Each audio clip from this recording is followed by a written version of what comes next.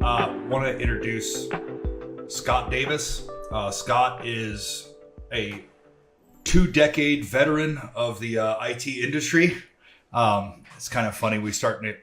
Guys our age are starting to get some gray hairs on our face and on our head, and they're starting to come out of the ears a little bit more. That's why I wear headphones to cover up my ear hair. But it's interesting to talk to the kind of the guys in the middle of the road. Like, we're not old guys in the IT industry, but we're not the young guys either. So it's interesting because we're still kind of overlapping with both those age groups. But Scott's here today to talk about a couple different things, and as always, we want to focus on what this actually means to people that are operating small businesses. But Scott has spent the last 20 years of his life developing out his skill set in the area of compliance, like SOC 2, HIPAA, PCI DSS. He is the current sitting president of the Cybersecurity Association of Pennsylvania, and we're really happy to have him here. So thanks for coming today, Scott. Hey, Derek, thanks for having me.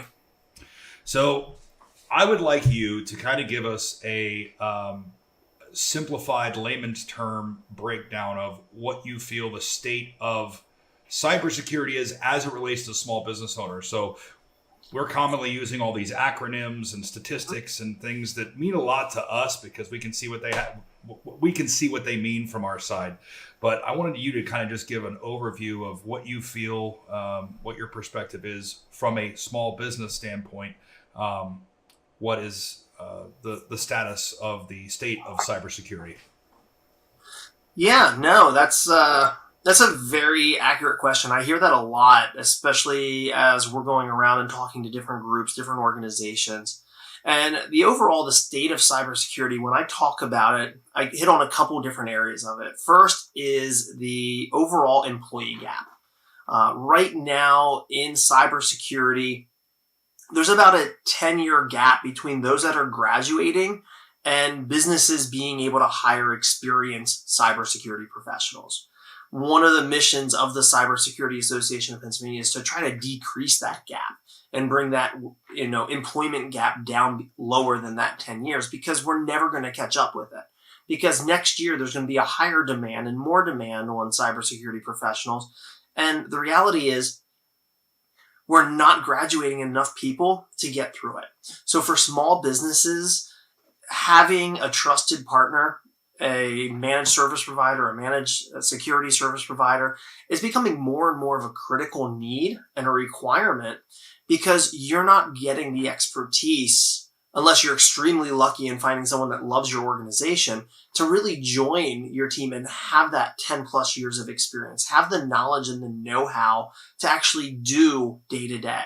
You can get that graduate that, hey, I passed the degrees, I passed this and that, but they don't have the experience. And they still have to go through and understand how help desk really works, understand how projects actually get done, understand all the different processes that are within technology. When we talk about technology anymore, technology really has become almost like the medical practice, is probably the closest way that I can explain it. Because when you look at medical, you have your surgeons, you have your specialties, you have your pediatricians, you have this, you have that. And technology is becoming the same thing. You have your cybersecurity professionals. You still have your system and your network administrators. You have your cloud or Azure administrators. You're getting into infrastructure. You're getting into development, coding, programs. Like, technology is funneling similar to the medical industry. And that allows certain people to become specialists inside that tunnel. That only increases that employment gap, because now if we're saying, hey, we are 10 years behind in cybersecurity, and you have more people going into coding and development and, the game side of it, then, that employment gap isn't getting any better. The other aspect that I like talking about when we talk about the state of cybersecurity is we're not catching up. The hackers are still 3-4 steps ahead of us. We're not making the progress where we need to get. You look at the vendor space. Vendors come out with those shiny tools and, we think, oh, we need this because it solves the problem, because the sales guy is great. And kudos to the sales guy. But we can't just throw money into the problem. You have to do it strategically. You have to understand where your gaps are, where your risk analysis is. Understand what holes need patched. And not just say, okay, well, we're patching the hole, but understand how that affects the rest of your structure, how that impacts the rest of your infrastructure. The one example I think I used the most when COVID started, I started doing presentations for businesses across Pennsylvania over webinar. And the first question I always ask these IT professionals is your wireless network sitting on? And, of course it is. Why wouldn't it be? Well, no one's in the office. That penetrates through the exterior wall. Why is it still turned on? It's a vulnerability that you don't need. And when we look at the modern workforce, it's going to be extremely hard to go back 100% inside the walled gardens that we're used to as IT professionals. It's extremely difficult to go back to that. So this whole modern workforce of protecting your home computer, your at the office computer, your this environment, your that environment. And let's be honest, I could say I'm working at my home, but I could be sitting in a hotel in Mexico. And realistically, unless I turn off the filter, you don't know what my background is. So I think the state of cybersecurity as an overall is it's still extremely challenging. It's extremely challenging to find the right people to fit the right seats. It's extremely challenging to stay on top of what that latest threat is. And if you look at what ChatGPT and AI is doing, especially with ChatGPT version 4 that just rolled out or is rolling out, like that's an extremely powerful tool that enables the script kiddies out there or those beginner hackers to really become experienced, because I can go in there and say, hey, I need a script to do this, and it's going to write it and give it back to me. And if it's not in a language I understand, I can say, hey, can you write it in PHP? Can you write it in .NET? And it transcribes that information. So the state of cybersecurity, I don't want to say it's scary, but it's critical that you have a trusted partner that you can trust to help guide you through that process. Yeah, and I love that you brought up the topic of specialties. A lot of people that we talk to will come to us and say they need help with a certain aspect of their cybersecurity or their risk management. And they're coming out of a position where they thought that their IT admin who's been with them for 15 years, we thought he had us covered, and he really didn't. And we had a breach and we weren't ready for it. And, I'm always the guy who comes to the defense of the IT guy. We do a lot of co-managed stuff, right? I'm never the guy to say, well, this IT guy should have had that done. Or even if it's another MSP, I never throw anybody under the bus, because what they were working on, what they were focused on for your company, they were probably doing a pretty good job at. But there's this vast array of things that need to be boxes that need to be checked, right? And areas that need to be understood and reviewed with the business owners and decision makers. And if your IT person, whether it's with an outsourced company or an internal employee, that one person is not going to have the time, the experience, or even the resources to get done what they need to get done to make sure all those boxes are checked. So, bringing in a team to handle that kind of stuff instead of having a person is definitely a big benefit. And then getting back to your 10-year gap, I mean, those specialties, the second you start to catch up a little bit with that 10-year gap where somebody is starting to figure something out, they're going to divert into another specialty. My wife is in the medical field, and a lot of people, the medical field is also suffering. But when they come out of school and they get into something, and then now you're starting to catch up a little bit, a lot of those people are diverting off into a specialty because they recognize a need. Mm-hmm. And then, the hackers being ahead, that is all being amplified by this 10-year gap. It's being amplified by the fact that you're dealing with people who don't have regular working business hours. They're in time zones spread all over the country. The commoditization of all of these tools and ransomware as a service and these hacker services where you can hire these people. And you don't even really have to be a hacker anymore to be a cyber criminal. What I want you to talk a little bit about is the social engineering aspect of this. And because you brought up the ChatGPT, we're going to talk about it, right? So when ChatGPT was rolling out, and we were first using it for, policy writing, for, website content writing, for blog posts, I always joke, I can write an email that says, Derek angry, Derek no like this, and then drop it into ChatGPT, and it's this beautifully formatted, diplomatically worded email that comes out of it. But one of the things that I said at the very get-go is, these letters that you're getting, or emails that you're getting from a Nigerian prince who needs you to run over to the Western Union and help him commit wire fraud. Those letters are going to get a lot better because even the social engineering people are going to be using this AI just to write what looks to be an innocent email. So even with all the filters and the behavioral training they put into the AI to keep them from helping people commit fraud, it can still be used in a big way. So there's the coding side of it to write a malicious script, or also the social engineering side to write really well worded emails to. Yeah, so I think when we talk about social engineering, so many IT professionals out there teach it as the clicking method, looking for the email, looking for the action, looking for that. But we're not educating the history of social engineering. We're not educating that it's beyond an email click. Social engineering happens every day in your life. I think some of the first earliest examples of social engineering goes back to the Trojan horse. Hey, here's a gift. Here's a big old wooden horse. Come get it. Bring it into your kingdom. It's not a click. You actually pulled it. Like you had your army use their muscle, their strength to bring this, socially engineered present into your kingdom. And then once it's in, the attack happens.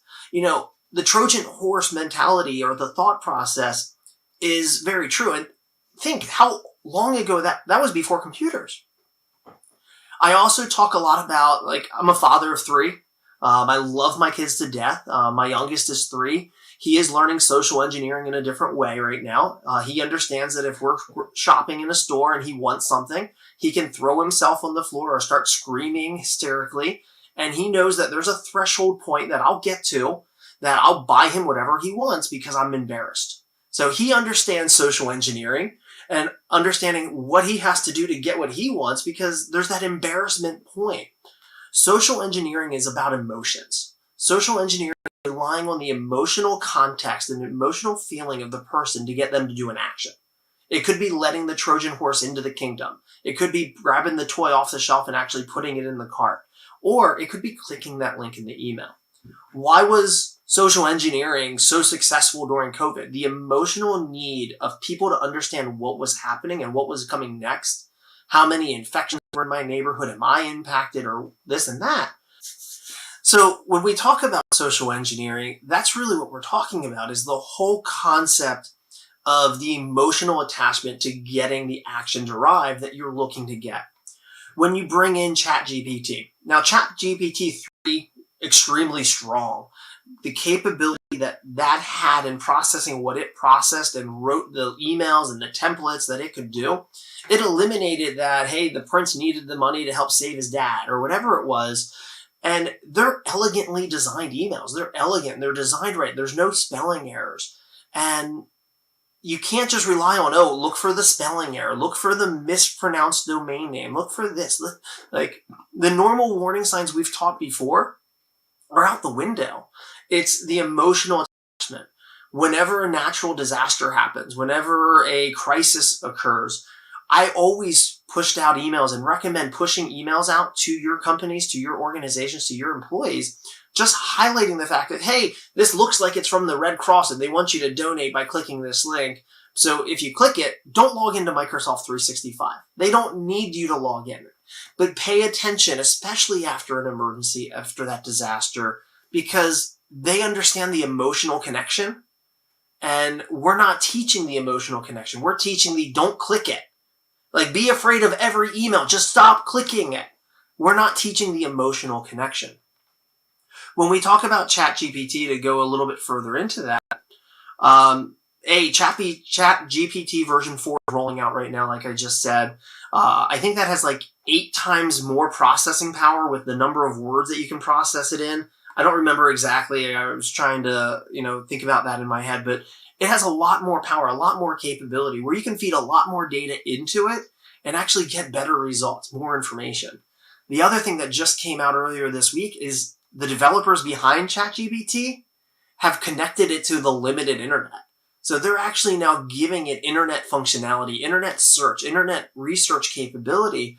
So you can actually, if you're in that paid program aspect of it, start actually inquiring, and it can actually pull from different websites to help feed your information. So it's becoming more and more powerful. It's becoming more and more user friendly in a way that that cyber criminal or that wannabe cyber criminal can actually build a successful career utilizing the AI of ChatGPT to craft and draft what they're doing, using the emotional attachment that they're aware of in how to trick someone into doing what they want to do. And that's really where we get into it. So anytime you guys hear social engineering, stop thinking of it as just a click and really focus. It's the emotional attachment to get someone to do what you're looking for them to do. Yeah. So a good example of social engineering is basically when you have a person sitting on an end user sitting at a computer who is reading an email, and the person who's sending that email is also text. We actually had one of our new employees got smished the other day, and that's the SMS version of phishing, right? So but essentially cyber criminals want to get somebody on the good guy end of the connection to do something fraudulent, do something illegal, do something to benefit the bad guy end, right? So a good example of that is if somebody wants to compromise a small business's email, they want to get into that email account. They want to watch the invoices that are being sent out or financial information that's going back and forth in and out of those mailboxes. Well, the way that wire fraud can happen is when your company sends out an invoice to a customer to get paid. We actually just had this happen to a local business who wasn't a customer of ours, but we heard about it through the grapevine, right? So their email was compromised. There was somebody watching their emails going in and out for some period of time. And when this company sent out an invoice, the bad guy, the hacker, followed up with another another email to that customer and said, by the way, if you want to save 5% or whatever, you can wire the money to this address today. Now, they sort of stepped in, impersonated the company, had diverted the wire transfer, diverted the payment of $15,000 to another account. Well, how did that happen? How did that person get into this email illegitimately in the first place? And one of the ways that it happens, and most of the time the way it happens, is social engineering. So one of the ways that we help to train our customers at my company, the simulated phishing attacks are the most useful tool for this, because you can figure out what that emotional thing is that's going to make a person click, right? So they want to get in your email so they can watch for wire fraud. They can get into other social engineering. They can steal your list of customers, sell them on the dark web, steal whatever the data they can steal from you. But the way that happens is they gain access to your email in the first place. So what I will do, for example, we have a school that we manage. That the email that works really well for the school is find the local Domino's pizza, send an email with a picture of that local Domino's they've probably driven by before, and tell them Domino's is teaming up with Microsoft to give your classroom a free pizza. Click this link, log in with your Microsoft account, and redeem your coupon, right? Yep. So a bad guy will send out that information.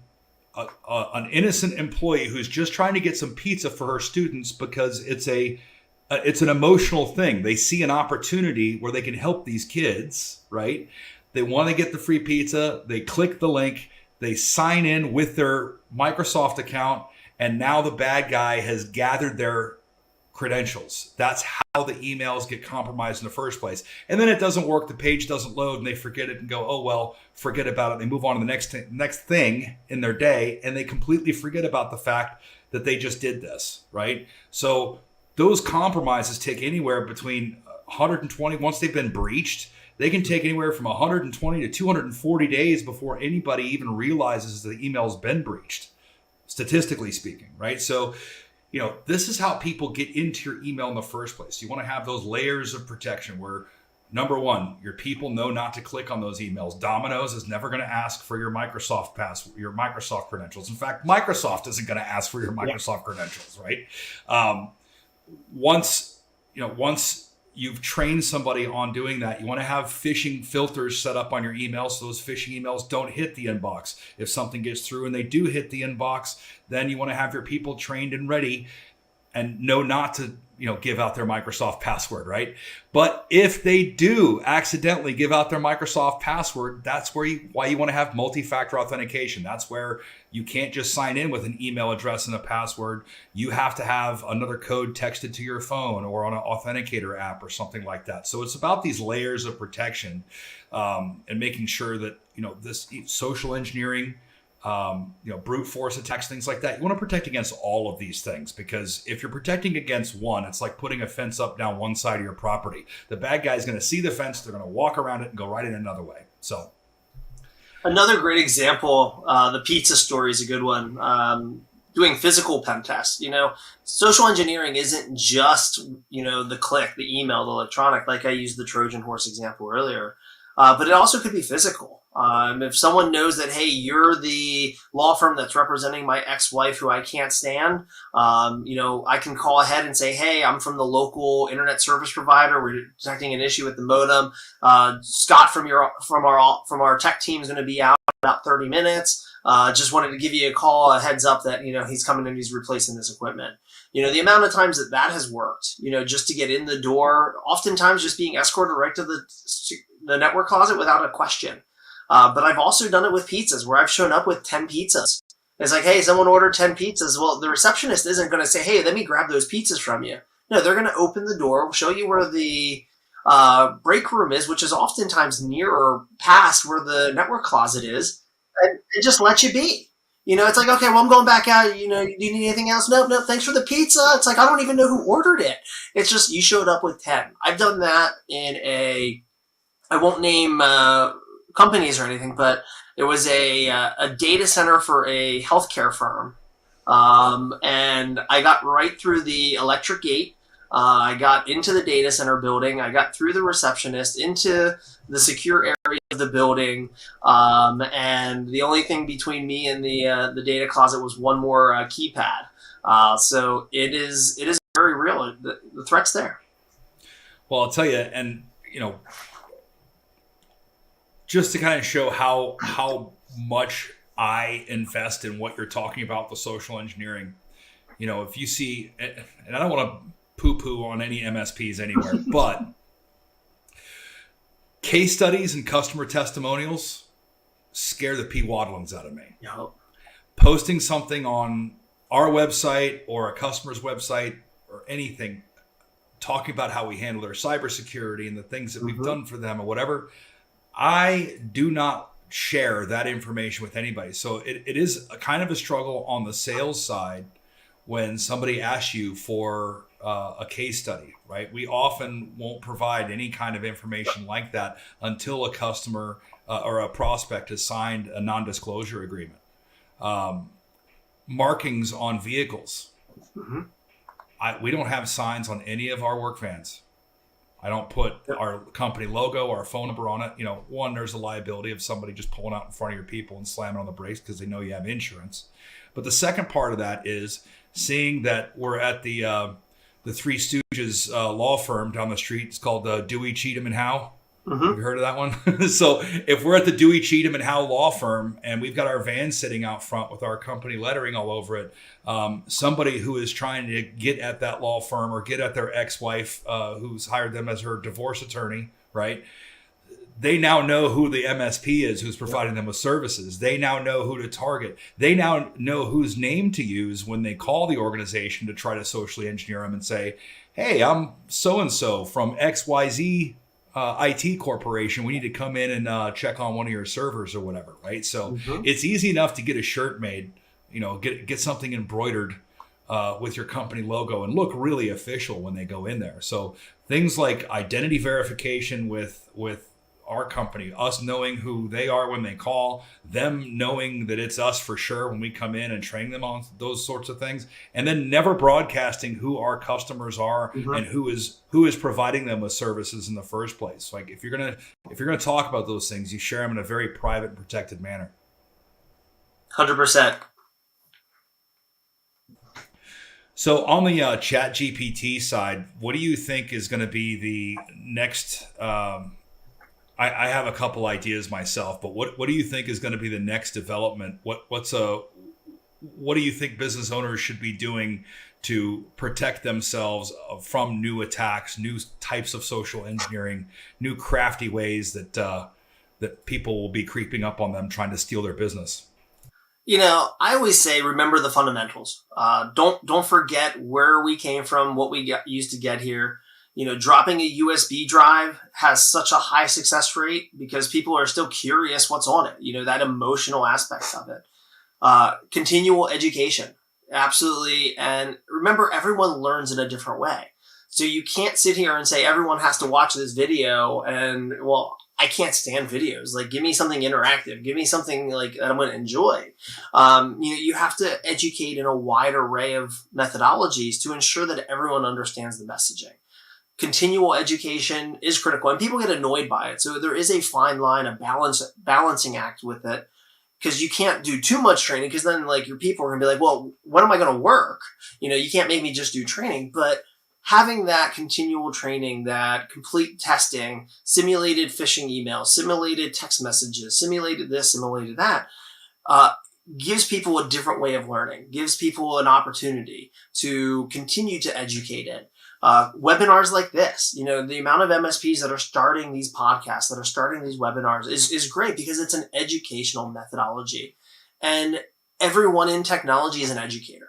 And it doesn't matter if you're the newest person on the team or if you're the most experienced person on the team.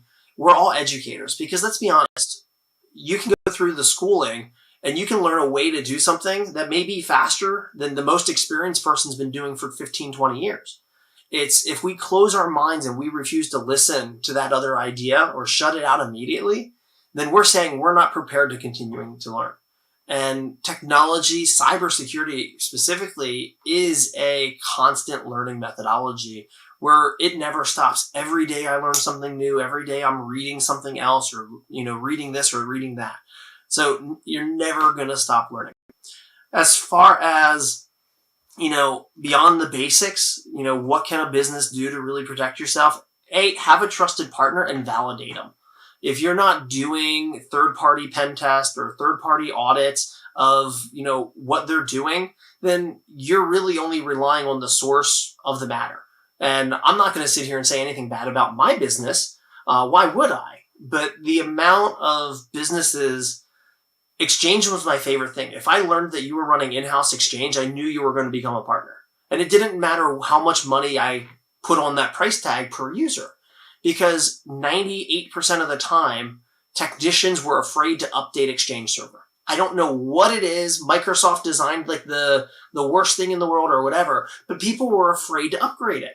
So right by going to your online Exchange portal, which is public because you want your employees to access it wherever they are, I can open up, see the HTML, and know what version you're running. I can know what vulnerability level you're at. And all I have to do is go in and just say, hey, I see you're running in-house Exchange Server. You're 3 versions behind where you should be. So how often are they actually updating stuff? Well, they tell me they're updating it all the time. It's something as simple as that is enough just to question why you maintain that partnership, why you don't maintain the partnership. And updating firmware and patching things is, I think, one of the most fundamental things that a lot of people drop the ball with. Because it's not just updating your workstations and servers. It's updating the switches, updating the firewalls, updating the printers, updating the, all these other devices. And if you're a small MSP or a small person or that one-man band, you're not going to get to it. You don't have the time. You don't have the capacity. If you're that established partner that has the reputation, that has the trust in the community, that, hey, we understand the importance of this, and this is our schedule, and this is how we do it, and this is how we manage it. You know what? I have trust in you immediately. And if you're pointing it out to me, I know you're looking at it not just for me, but also for your current customers, because you're not going to point it out to me and then 3 months later have me in the same boat of, being now 6 versions behind, because you sold me on, hey, we're going to do this. We know how to do this. And it may be we're moving into 365 or whatever, because let's be honest, Exchange Server pretty much is dead. But there is still a use case for it. There is still organizations that I know that use it, and they love it because it's in-house and they have full control over it. So it goes back to the basics. It goes back to the fundamentals. Training is obviously ongoing, continual. Like, we have to stay in it. But also, for a business owner out there, don't just take the word of the person. Don't just say, I'm good with it. Actually ask the right questions. Actually understand what the partnership is. If you're a business owner, if you're utilizing someone as a VCIO or that virtual, executive services, make sure they're sitting at the table with you. Make sure that they're part of your business plan, because don't think of them as a partner. Think of them as a department inside your business, because that's what they're there for. They need to understand why they're there. And you have to have the trust that they're sitting at the same table, that you're talking about business processes. Because you know what? The amount of conversations I got into, it's like, well, in the board meeting, you mentioned that Sally was inputting the 3 times. Like, that's a horrible process. Like, we can use technology to fix that. Trust the partners that you have. Trust the good ones out there. And the ones that are good are doing things like this podcast. They're sitting here. They're showing you the education. They're bringing people in that are saying things that sometimes crosses the knots a little bit. That's like, you know what? We could do this a little better. But you know what? It's all education, and we're all continuing to grow. Yeah, I've been preaching treat our team, everybody on our team, treat us like your team. Mm-hmm. And you should bring us into your board meeting. You should bring us into your staff meeting. A couple of weeks ago, I had this conversation with a CEO and one of his vice presidents. I said, we should be in your staff meetings. You guys should include us more, right? We should be doing more than just a quarterly business review. If you guys are reviewing something, then we need to be in there too. And they said, well, we don't really talk about technology in those meetings. I said, exactly.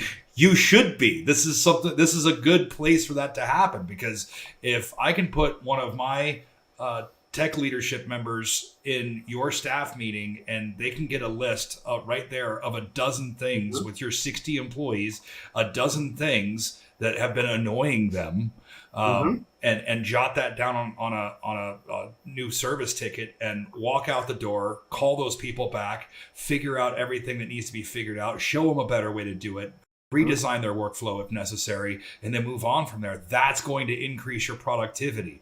That is where your ROI comes from on your technology, because the technology services are not about return on investment anymore. It's like health insurance, right? Hopefully your health insurance has a 0 return on investment. That's something that you have, that you pay for, that you do not want to use, right? It's the same thing with cybersecurity and the risk management and your cyber liability insurance. This is something that you're going to invest in to protect your business, and hopefully you never have to use it.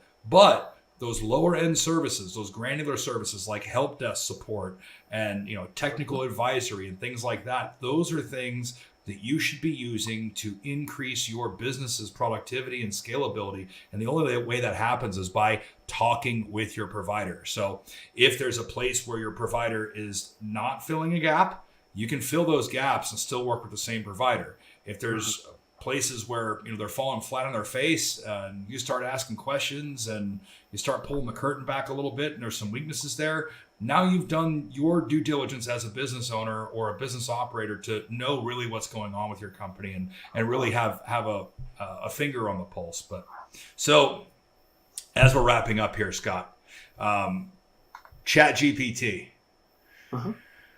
What do you see the life cycle of this thing doing? Just out of my curiosity, I think my personal perspective is the AI is going to be really fun for like the next couple of years, and then we're going to have big problems. Wow. It's only going to get better. It's only going to improve. I think the real power of it is going to be when the machine learning capability of it is simplified. Right now, teaching it is tedious, time consuming, and difficult. When you can get it to a point that the machine learning is simplified, that's game changer. And it's a game changer for you as an MSP. Being able to put AI into your ticketing system and being able to say, tell me every ticket that's taken more than 45 minutes to close. And, just asking those simple questions, it's able to say, I know all the data. And it's able to, spit that data back out. For businesses that work with a lot of data, absolutely, it's going to be game changing for you in a positive way. Because of the same thing, you can input the data, you can teach it how to read the data that you want it to read and how to transcribe what you're asking it. But once that's a simplified process and methodology, the power for businesses to excel and grow is tremendous. On the flip side of it, everything good has a consequence. It wasn't up until mid-January that they taught ChatGPT not to write ransomware scripts. And even when they first initially taught it, you could still say it was for test purposes only, and it would still spit out the script. Now, every methodology, every thought way I have in writing it, it doesn't write ransomware scripts anymore, but it was. So writing scripts that do harm, it has the capability and the power to do. Tying it into the internet, converting it from, where it was, and I think now it can process 20,000 words in a minute with ChatGPT version 4. Like, process 20,000 words in a minute. Like, that's unheard of. Like, a human being can't do that. So the intelligence level is going to increase. The thought process, how it analyzes information, how it spits the data back out. Again, for the bad side of it, your phishing emails, you can't look for spelling errors anymore because it doesn't exist. You can't say if it's in this language, don't worry about it because, all I have to do is say now convert this same message to Spanish and it's going to transcribe it into Spanish. So ChatGPT, there's pro and there's con, just like anything out there. Any tool that we implement, any tool that we deploy, look at it as what it's helping you do, but also understand that there is risks, that something with this power, there's great responsibility. I think our timeline on the history of inventions is going to look something like the wheel, and then Johannes Gutenberg with the printing press, and then Al Gore with the internet, and then ChatGPT. Yeah. And ChatGPT is not the only one out there. I mean, Google has their own. There's a couple out there that are pushing forward with it. And I think you're going to see more people entering this race because the first one that can figure out a way to simplify the learning aspect of it, that's where the money's going to be. And don't count Google out because they weren't first to market, because Google has literally never been first to market with anything.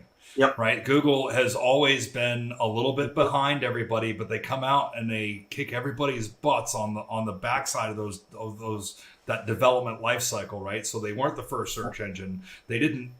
What was the big search engine everybody was using in the beginning? What was it? Yahoo.